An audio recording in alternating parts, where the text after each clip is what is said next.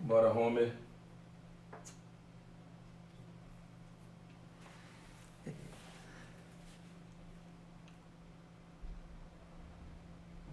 Esperar só um pouquinho, viu, galera? Pra galera chegando aí. Tá dando pra ouvir direitinho? Beleza? Aqui é um livrinho de 1900 e antes. Inclusive vou até mostrar pra vocês aqui, ó. Algumas anotações da época que eu era do curso de letras da Unimontes. Aí, não sei se dá pra vocês verem, mas vou chegar bem perto. Reparem que tem a minha letra aí, ó. E do lado da minha letra, todas as anotações de cada capítulo do Dom Casmurro, do que era possível se discutir, ó.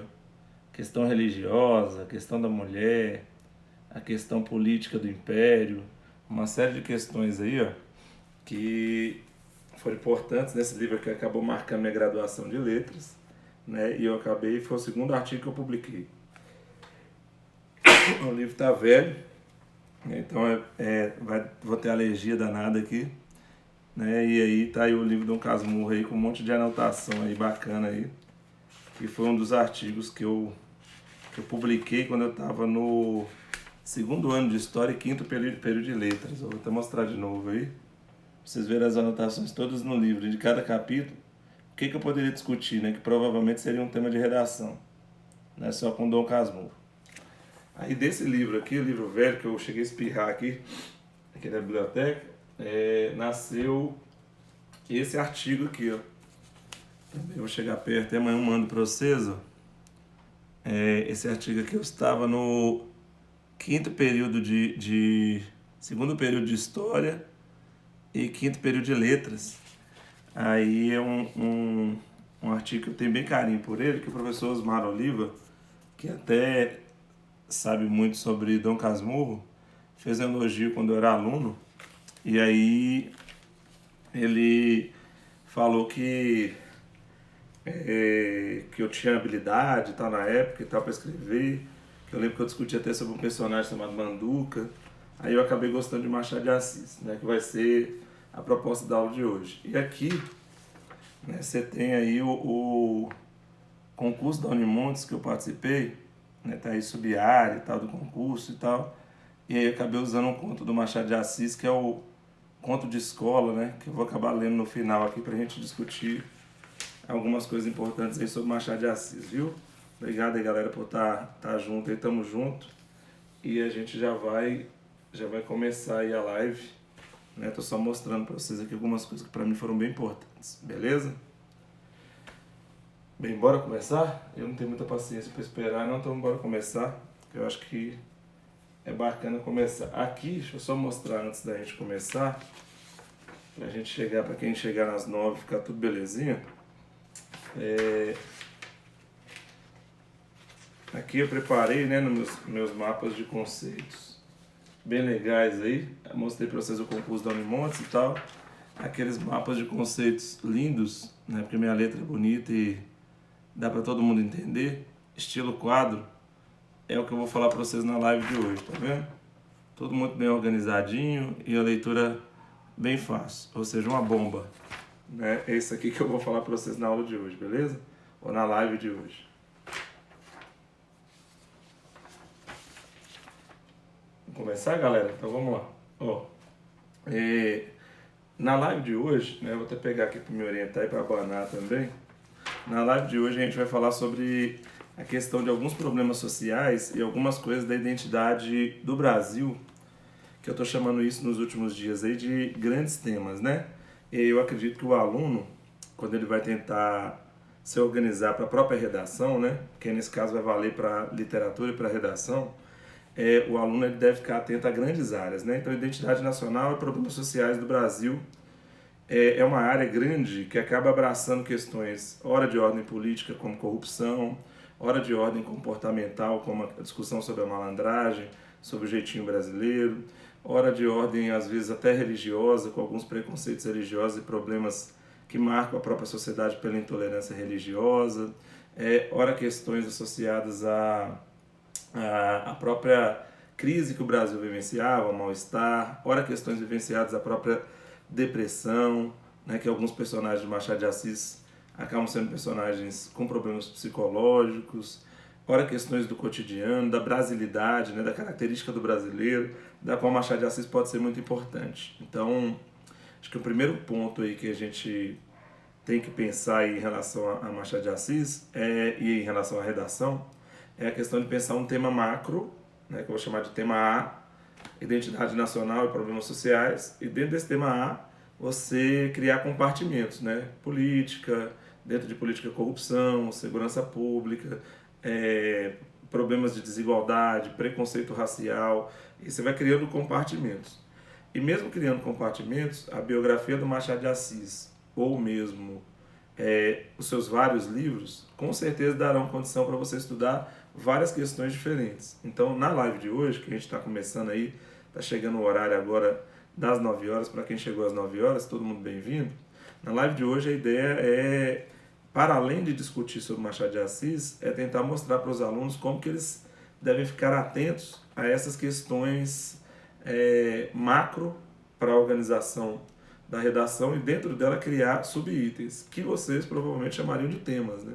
Ao invés de ficar preocupado com temas, talvez se preocupar um pouco mais com o conceito e com a própria leitura dos livros, né? Até vou mostrar de novo para quem chegou depois, que não é você decorar frases, né? É você ter a leitura do livro, devo espirrar aqui um pouquinho porque o livro é velho, mas é a leitura do livro de forma um pouco mais detalhada, né? E aí eu até mostrei para vocês aí de perto, aí de lápis, tá de lápis, acho que dá para ver um pouquinho do burrisco meu aí, de forma mais detalhada para você poder falar sobre o assunto, né? E aí você ouvir sobre o assunto e conseguir ter um respaldo para entender algumas questões importantes. Ou você ter tido, né, no meu caso eu participei do concurso da Unimontes que eu usei Machado de Assis, se eu não me engano eu tirei 87 na prova, concurso difícil da História da Educação que inclusive eu já ganhei algumas questões aí na justiça, aí, mas isso não vem ao caso. E ora você tem alguns textos publicados, que esse Dom Casmurro e o Fino Império, numa revista antiga da Unimontes do curso de letras, chamada Vinco. Aí, né, baseado nisso, que eu optei por falar algumas coisas sobre Machado de Assis aí, que a gente vai começar a discutir agora. E repito, identidade nacional, problemas sociais, e de dentro disso a gente discutir algumas questões de Machado de Assis. Bem, vou até enumerar para ficar didático, né, para quem chegou aí na live. Primeira questão sobre Machado de Assis não é o próprio Machado de Assis, mas é o contexto, né? Então eu vou chamar de entendeu? O contexto da produção das obras e o contexto do qual Machado de Assis vivia, né? Então Machado de Assis ele vivia num contexto de decadência do Império.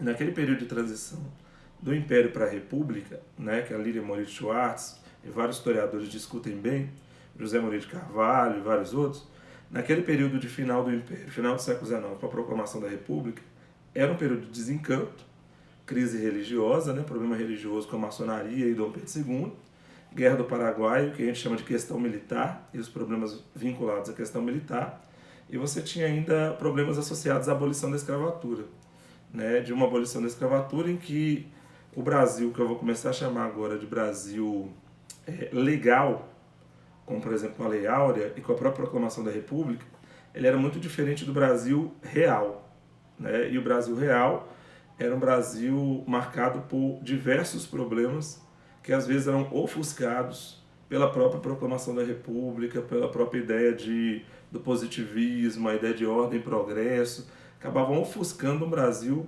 marcado muitas vezes pela desordem, pelo regresso e por problemas sociais cotidianos muito presentes na obra de Machado de Assis.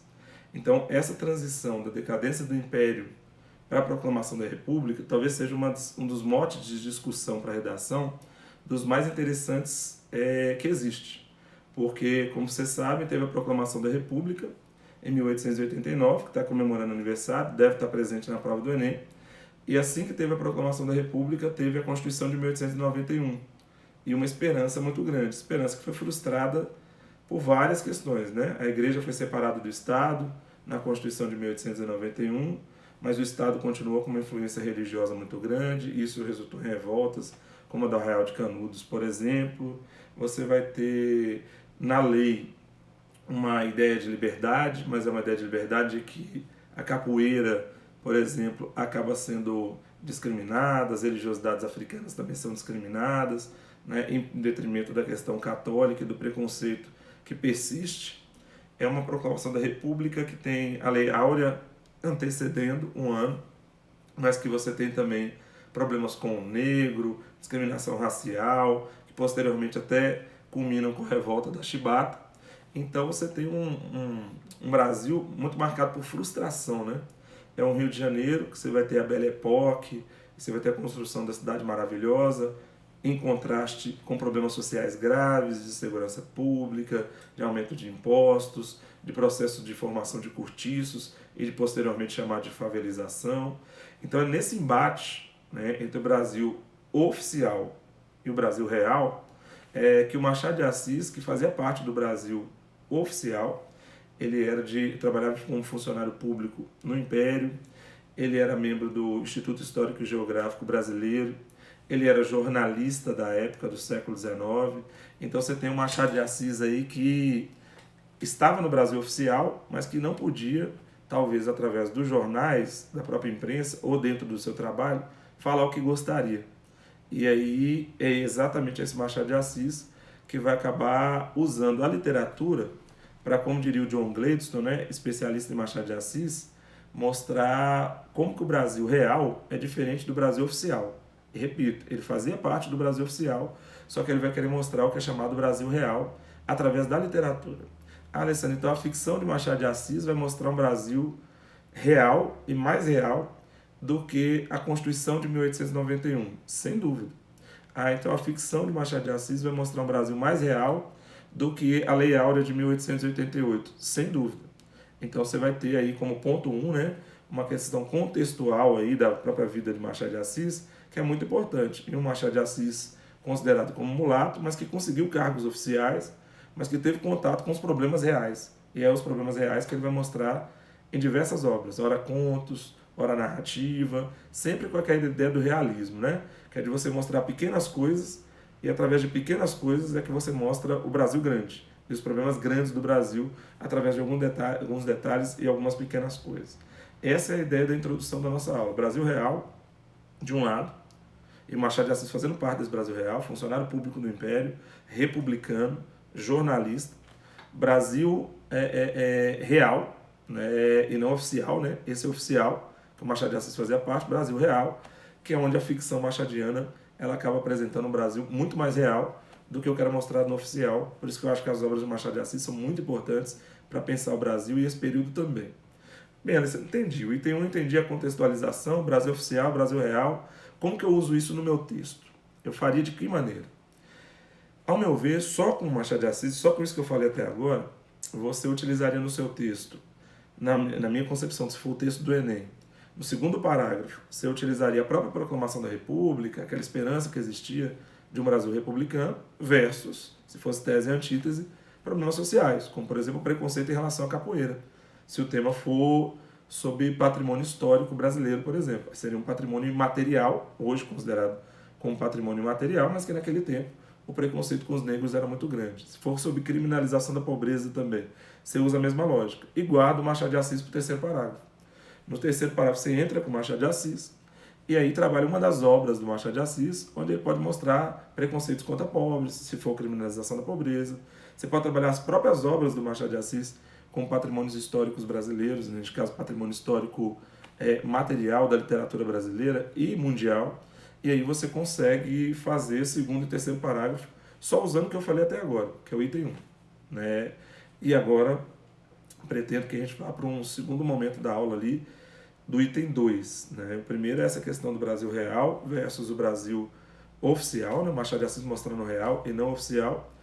E no item 2 eu queria discutir algumas questões mais específicas ali de Machado de Assis, para também a gente não perder o jogo do Cruzeiro, né? Para a galera não perder o jogo do Cruzeiro aí e não apelar comigo nessa breve live aqui só para tentar ajudar vocês aí nos vestibulares ou até para pensar trabalhos de pesquisa mesmo, se tiver alguém aí que é do curso de História, né? Ou que faz algum curso superior, poderia ser bem interessante, beleza?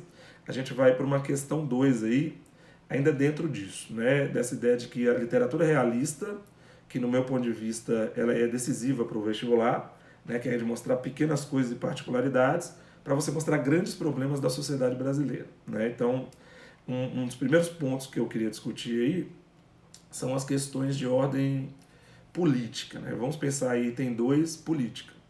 Veja bem, o Machado de Assis, como ele é jornalista, como eu disse, era funcionário público, né? Então, na condição de jornalista e funcionário público, ele entendia os meandros ali do próprio Brasil.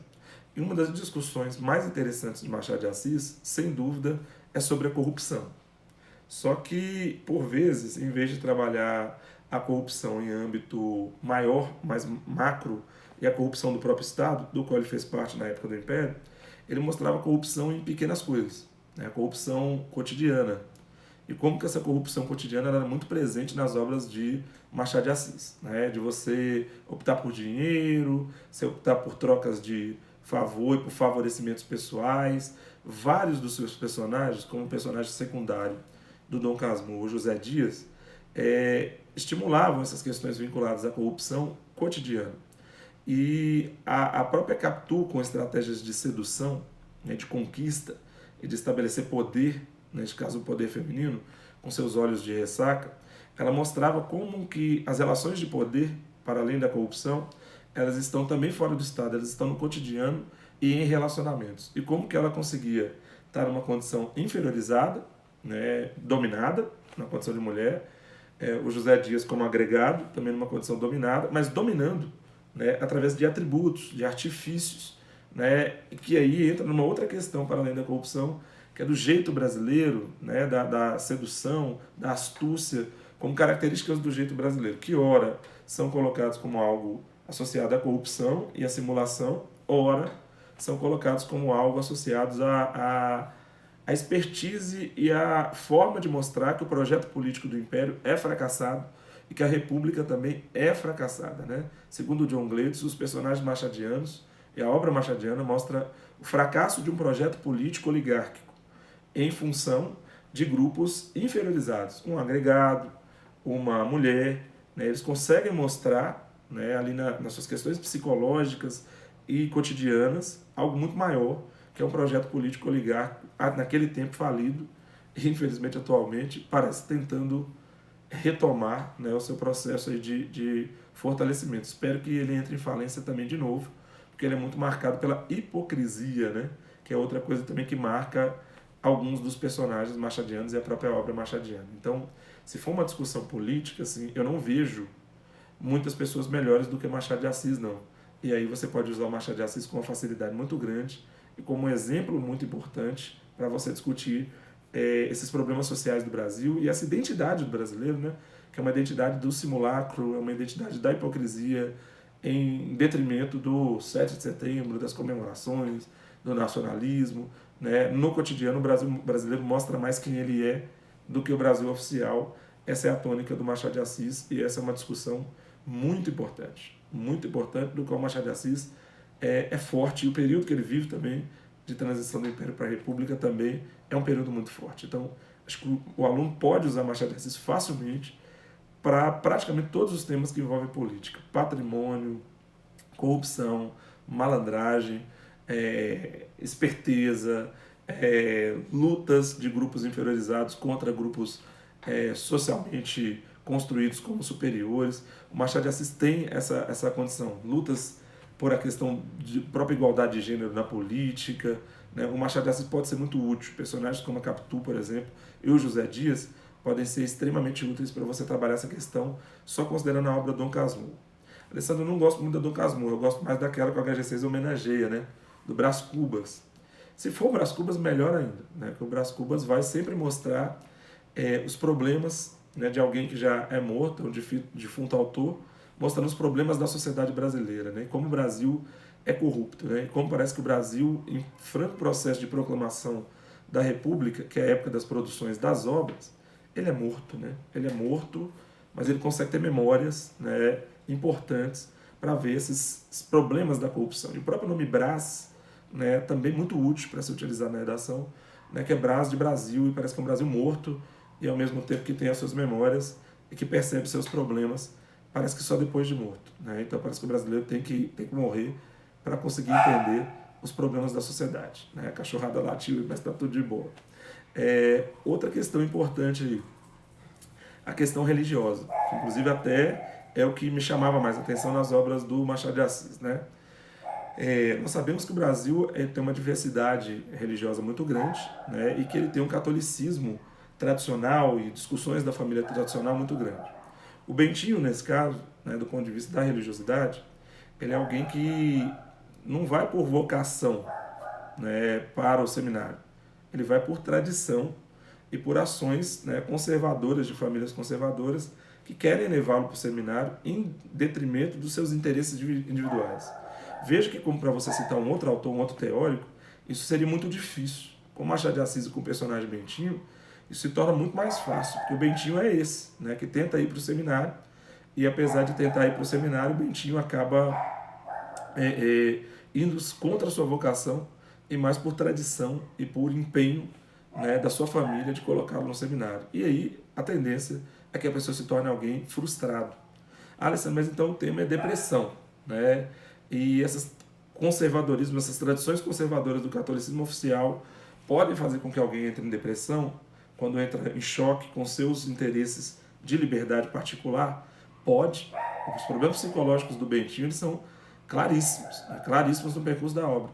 E esse trauma, né, do Bentinho é um trauma do Brasil. O Brasil está com problemas psicológicos. Porque o Brasil quer ser o dom, né, ele quer ser de elite, mas é uma elite hipócrita e de uma sociedade também com catolicismo, às vezes, na visão machadiana, hipócrita também, que quer, através da tradição, esconder a realidade do Brasil, que são as opções do Bentinho de tentar ter relacionamentos com a Capitu e ficar tentado a diversas coisas que a própria sociedade o corrompe, né, ou não sei se o corrompe ou seduz, e ele queria ser uma pessoa fora da religião, fora da igreja, do seminário, mas ele é colocado para dentro do seminário, né, e aí ele fica numa situação de extrema frustração.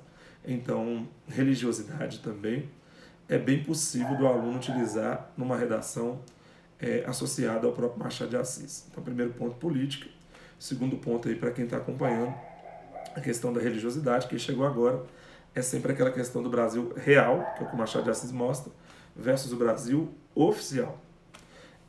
Uma outra discussão aí que passa por Machado de Assis e que pode ser bem importante aí é o que a gente chama de paternalismo, né?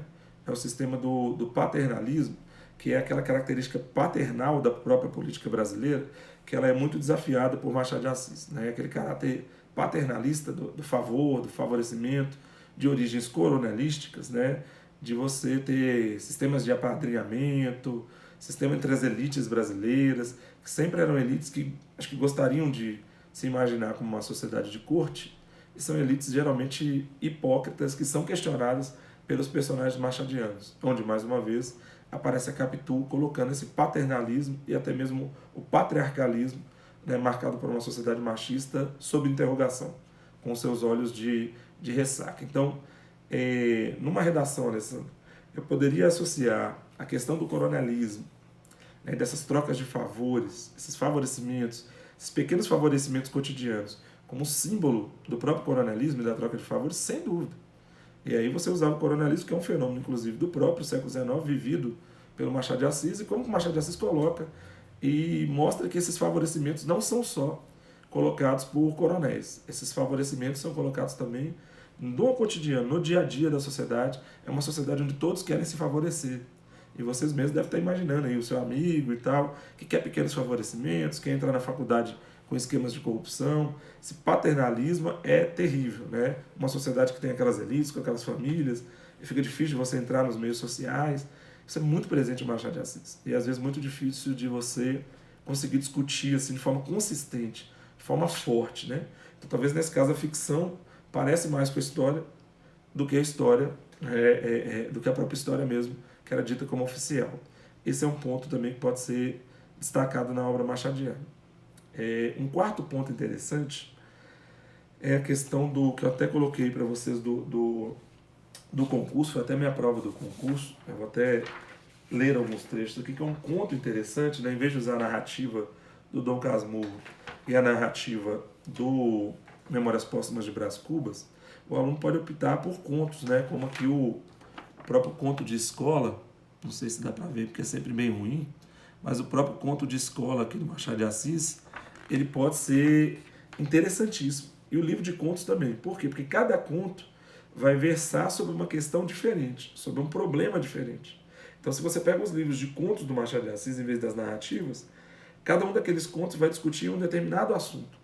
E como cada conto vai discutir um determinado assunto, o conto de escola para mim é bem interessante, porque ele é de 1884, final do Império, né? Então ali você já tem lá o final do Império quase naquela época do Brasil se caminhando para a República, de 1889, mas o conto retorna a 1840, época do período regencial, época que o Brasil vivia uma convulsão muito grande.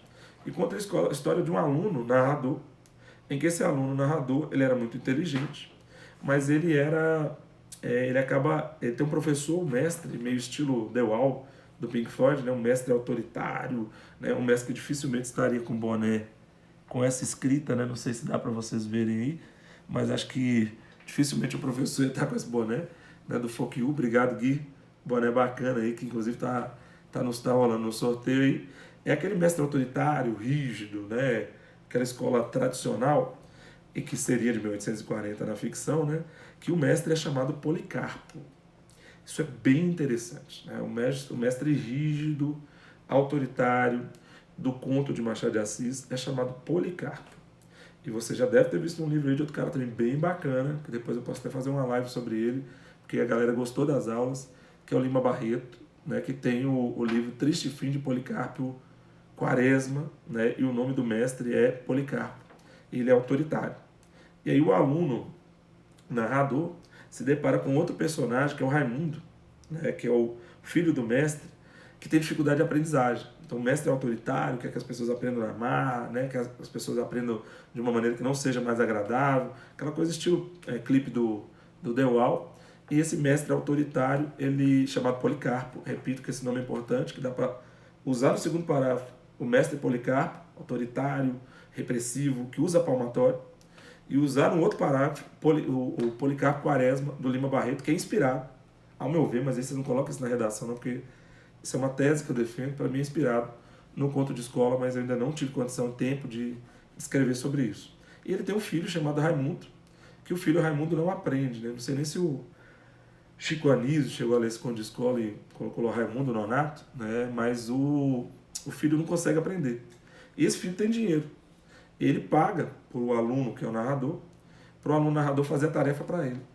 Só que quando ele paga, um outro personagem, Curvelo, de mais ou menos 11 anos, o mais velho, fala para o mestre sobre o crime, né? Sobre o crime no cotidiano escolar. De que alguém foi pago para fazer a tarefa para o outro. Vocês, talvez até, que estão aqui prestando atenção em mim, a véspera do jogo do Cruzeiro, talvez alguém já tenha oferecido um suborno, dentro do cotidiano da escola mesmo, para você passar uma cola ou coisa parecida. E aí o Machado de Assis, né, vai afirmar que é um Brasil da delação, né, da corrupção, né, que caracteriza o Brasil, tanto de 1840, que é a época que o conto faz referência, como caracteriza o Brasil também em 1884. Né? É um Brasil corrupto, mas não é corrupto só porque isso é problema de Lula, Dilma ou do atual presidente. Ele é corrupto porque isso está no cotidiano escolar. E o próprio aluno, que era o aluno melhor aprendiz, dentro daquele ambiente autoritário, de palmatória, ele acaba se corrompendo, né, e fazendo a tarefa para o menino. E o Machado de Assis mostra como que essas mazelas, né, do ambiente educacional, como que a má formação educacional, essa autoritária, rígida, ela não ajuda muito. Né? Em homenagem a Braulão aí. Braulão, boa noite. Não sei se você está aí assistindo, mas talvez você veja depois. Você postou essa semana e eu concordo. A educação não passa por isso, né? Por esse caráter autoritário, repressor. Ele só mostra um Brasil falseado, né? Um Brasil, talvez, que oficiais gostam, mas não é um Brasil real. O Brasil real é educar o menino a ele ter recusado, né, os contos de réis lá da moeda do Império, ele ter recusado e não ter sido uma pessoa facilmente corruptível. Mas não, esse autoritarismo, esse conservadorismo e essas agressões dentro de sala de aula só tentam mostrar um Brasil oficial, um Brasil, né, cheio de regras, quando na verdade, no cotidiano, o cotidiano é repleto de mazelas, de desgraças, de corrupção. Parece que é Cris aí, eu não estou enxergando não. É Cris, beleza, Cris? Beleza? Tranquilo, chefe? Estou falando aqui do Machado de Assis, Cris, e do cotidiano escolar, que é corrupto, né? O cotidiano é corrupto, e as pessoas geralmente apontam o dedo para a corrupção estatal e para os chefes de Estado. Essa sociedade é corrupta no seu dia a dia, como mostrava o Machado de Assis na escola, você imagina o que vai acontecer com os chefes de Estado. Benção, querido, acabei de falar de religião aqui, viu? E no seu caso eu sei que você é religioso de fato, né? E não um religioso de oficial para mostrar para os outros, mas um religioso de fato. Abraço, Cris, né? Um abraço para a família aí. Então o Machado de Assis vai mostrar isso. Eu vou citar um trecho aqui, que é bem bacana do conto de escola, que ele fala: voltei para casa, né, o narrador aluno, voltei para casa com as calças enxovalhadas, sem pratinha no bolso, né, por causa da delação, nem ressentimento na alma. E contudo, a pratinha era bonita e foram eles, Raimundo, que é o filho do professor que na verdade não conseguia aprender, e Curvelo, que me deram o primeiro conhecimento. Um da corrupção, outro da delação, mas o diabo do tambor continuava batendo. Tambor, inclusive, homenageando a ideia de império, de nacionalismo, de não sei o que. Ele continuava batendo em aquelas festas cívicas, né? E o personagem se incomodava com isso, mas ele aprendeu que o tambor bater em festas cívicas não adianta nada. Ele aprendeu que ser corrupto não adianta nada. Ele aprendeu que delatar os outros também, como o Curvelo fez, não adianta nada no conto de escola, né? Então o conto de escola é uma lição de Machado de Assis de que como os problemas da política eles estão no meandro das escolas, corrupção dentro do meandro das escolas, os alunos mentindo muito, porque a sociedade é mentirosa, a sociedade quer ser oficial, mas a sociedade não é real. E acho que se lesse Machado de Assis mais um pouco, ia ver que a realidade da malandragem, da corrupção, do jeitinho, tudo isso é criticado por Machado de Assis nas suas obras, e o próprio Brasil é criticado por Machado de Assis nas suas obras, né? Do próprio representante aí, que é o Brás Cubas. Beleza? Então foi só um momento aqui, uma meia hora, que eu também vou assistir o jogo do Cruzeiro, mas só para dar alguns apontamentos do que era possível você fazer. Se quer alguma coisa sobre jeito brasileiro, sobre brasilidade, sobre corrupção, sobre religião, sobre o poder da escrita, sobre a escrita como uma forma de reflexão, sobre depressão, né, que é o caso do Bentinho, sobre problemas psicológicos, sobre a questão das crises econômicas, e como que as crises econômicas podem impactar alguém. O próprio Machado de Assis é associado à crise econômica e usou a escrita como uma forma de reação. É o que eu também tento fazer, né? Tá até o meu livro sendo lançado dia 14, vocês estão todos convidados. Então, o Machado de Assis é fantástico de fato, e acho que milhares de temas que estão vinculados ao Brasil. O Machado de Assis é a cara do Brasil, ele trabalhava como no setor oficial, ele é fabuloso, vai estar no segundo ano da prova do país e pode ser que esteja na sua redação. Viu? Obrigado, galera. Boa noite para todos aí, forte abraço. Espero que vocês tenham gostado só dessa primeira live aqui. Se ela der certo, nós vamos estar junto aí com outros autores, outras questões, outras expectativas, né? E a obra machadiana, eu espero que eu tenha mostrado uma mímese dela aí para vocês, porque ela é fantástica, beleza? Forte abraço e obrigado, galera, por tudo.